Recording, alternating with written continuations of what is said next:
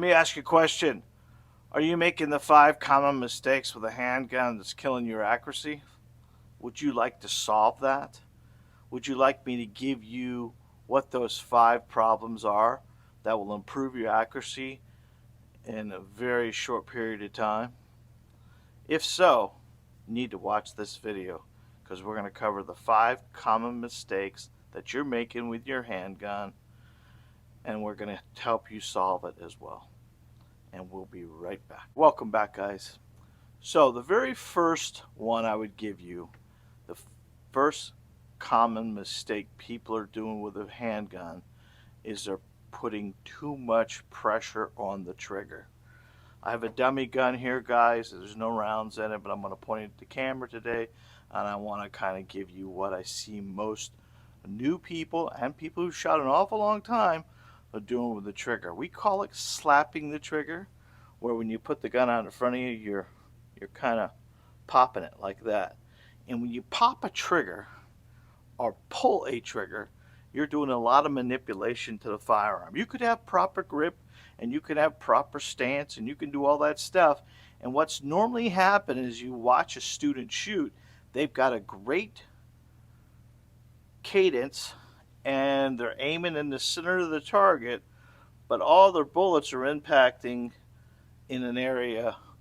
So they're doing the same trigger engagement each time, but it's a pull each time. So let me just kind of demonstrate this. If I take the weapon, push it out in front of me, and I pull the trigger, pull, pull, pull, pull, I'm manipulating that pistol so much that that impact's going to be up, it's going to be down, it's going to be right, it's going to be left.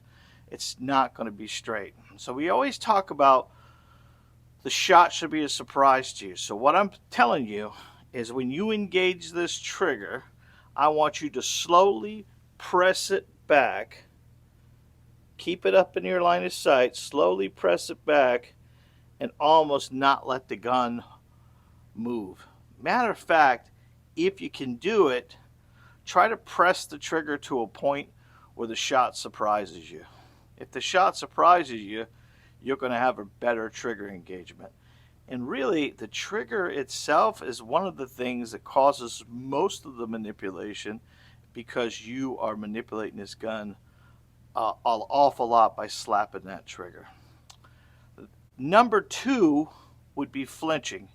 And you can tell if you've been flinching because when you go to shoot the weapon, you tend to tense up right before you shoot the shot, and that causes that flinching to happen. And if you don't know if you're flinching or not, have someone load your magazine for you. He's going to tell you there's 5 rounds in it, but it could be up to no rounds in it. But you stick it in, and the moment you put it out in front of you and you go to get that trigger, you tense up real quick and you flinch, and that's what's going to dive that gun down. Dive that gun down each time. Flinching's one of those things that people can't see it, but everyone around you can see it. And that's kind of what I see a lot of students do, is they get up there, they got a good grip, they're working on their fundamentals, and they get the trigger back to a certain point. They're pulling some of that cadence out. They're working on that trigger, slow trigger, and then all of a sudden the monster kicks in. Ooh, we got a flinch. 3 is, I would see, follow through. We call this follow through or prairie dogging. When you shoot the weapon, then you drop your head to see where I've shot. You know you're guilty of this. Where did it impact? If you trust your sight picture and you're doing everything right, it should impact where you're actually aiming the weapon. But if you got it out in front of you and you cut the shot and you drop to see what's going on at that point in time, the follow through is not there. And that's kind of one of those deals that you see a lot of people who they're not really understanding, or they don't trust their sight picture at that point in time, and they're trying to see what's going on. We call it prairie dogging, and that's going to get your follow throughs not going to be there. You're going to drop your arms and that follow throughs. So when you're engaging a trigger, you just want to stay here, press slowly, keep it up in front of you, press that trigger back, keep that gun level until the bullet impacts the target. And if you want to shoot, If you want to look after 2 or 3 shots, you can. Ideally, anytime you look up over the gun, you're starting over again, so you're losing your full sight alignment. Number 3 is stance. I see so many crazy Big guy, you already said stances 3. that It's number can 4, affect dummy. your accuracy. So we recommend that you have your feet shoulder width apart, bouncing on your knees just a little bit, and driving that nose over those toes. And as we're up here driving the nose over the toes and putting everything together, we're going to be a full system there. Now, there's guys who stand 1 foot back, 1 foot forward, or they stand like this, like they're going to, I don't know what that is. But if you imagine you got 1 foot in front of the other foot, you're trying to balance, and you're not going to have the balance. Remember, this gun recoils, and recoil needs to be pushed against something. So when we stand with our feet shoulder width apart, leaning forward, we're soaking up some of that recoil. When we're standing in a stance where 1 foot's back and 1 foot's forward, you're putting yourself in an off-balance move. And remember, we're standing in that stance of the athletic stance for the purpose of allowing us to move.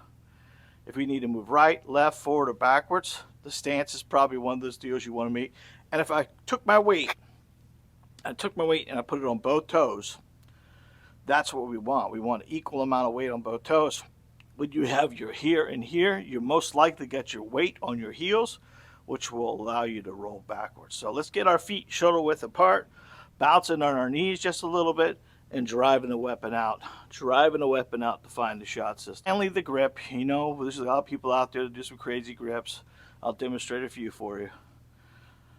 Here's this. We got to grab the gun. Remember, make a pistol to pick up a pistol. So there it is. That's the proper grip on this side. Now, from here, there's that void. I tell all my students, look, it's Florida, right? The gunshine state.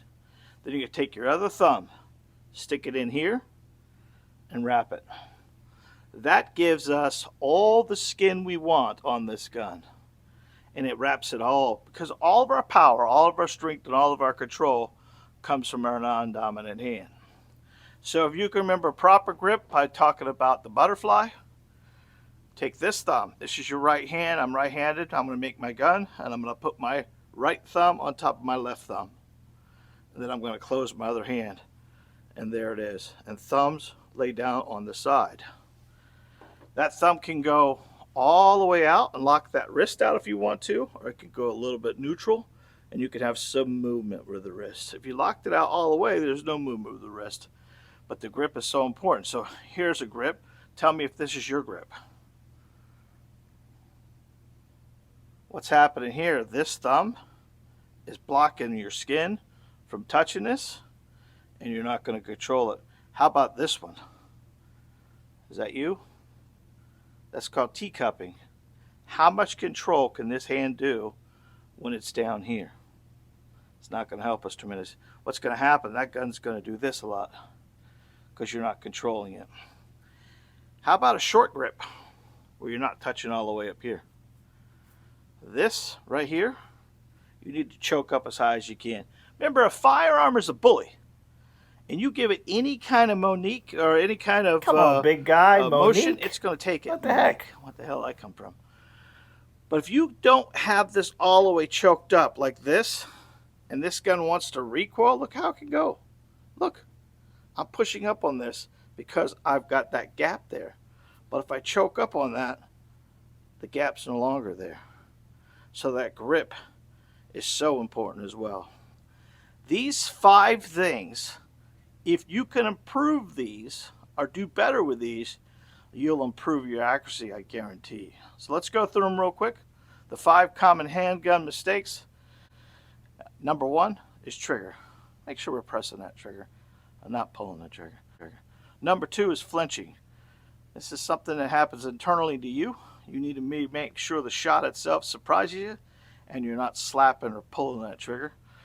Number 3 is a follow through, where when you push it out in front of you and you cut the shot, you kind of lift up to look over top of it. It's very common for people to do that to see their impact.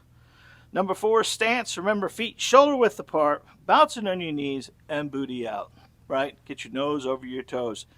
Get that feeling of that. That's going to help your recoil management. And number 5, get that proper grip on the gun. I call it combat grip. Thumbs forward, wrap it in, and grab it just like that. Once you drive that out, bouncing on your knees, looking through the weapon, and slowly pressing the trigger, put this all together, it will give you a simple way to become more proficient with a pistol and become more accurate. Guys, if you like these tips, and I know you do, because you ask for them all the time, don't forget to hit that bell icon, the like, and the subscribe button. And every time we upload a video, you guys will be the first to know. Until next time, I love you guys.